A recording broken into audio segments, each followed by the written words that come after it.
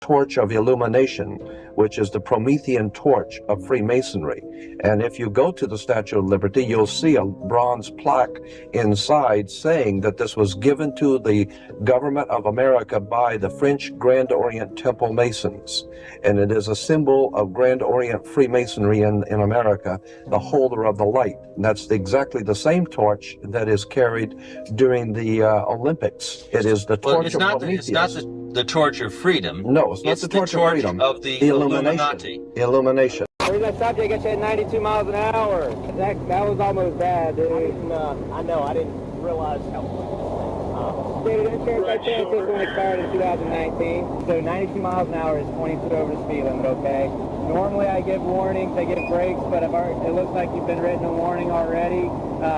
So I do issue the citation. With that being said, it's going to be payable within 30 days. I run the county. You run the county? Yeah, Okay, but I just have to explain your options. I don't want any miscommunication, so I just have to explain them, okay? Any other questions? Yes, sir, you're free to go.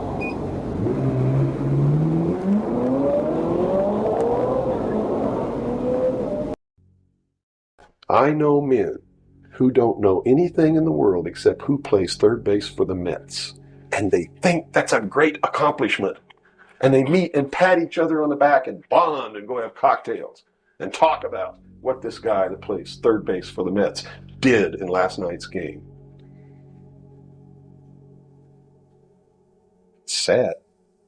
It's really sad. When 150 of the most powerful men and women in the world can meet in secret in Baden-Baden, Germany, and plot the fate of billions, and nobody even cares about it.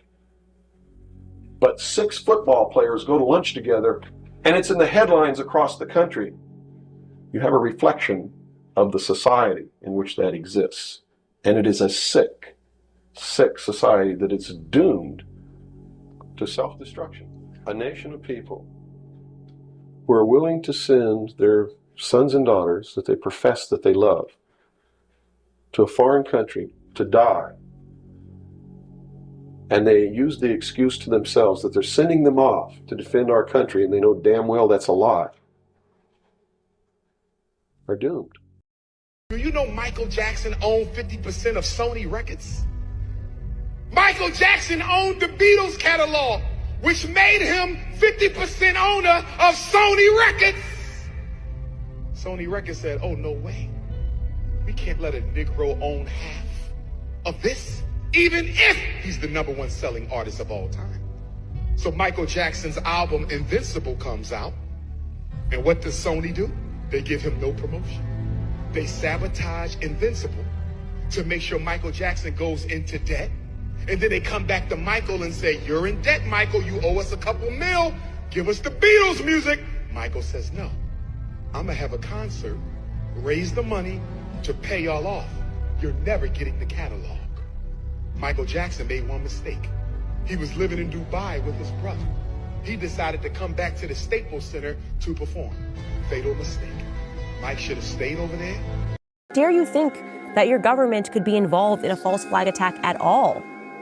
Well, let me tell you something, sweetheart. You don't have to believe that 9/11 was an inside job, but you better tether yourself to the understanding that false flag events are a reality, because a former sitting president who was subsequently assassinated in the back of a car next to his wife, JFK, he refused to sign off on a false flag event. The CIA came to him. This is called Operation Northwoods. You should look this up. One idea that they floated was a fabricated shoot down of a U.S. Air Force plane. They also floated blowing up a U.S. ship. And other ideas that they had were just to orchestrate a series of terror attacks on United States citizens. They thought maybe in Miami, maybe in D.C., we'll just start killing people and blaming the Cubans. And JFK said, this is maniacal. I absolutely will not sign off on a false flag event against American citizens.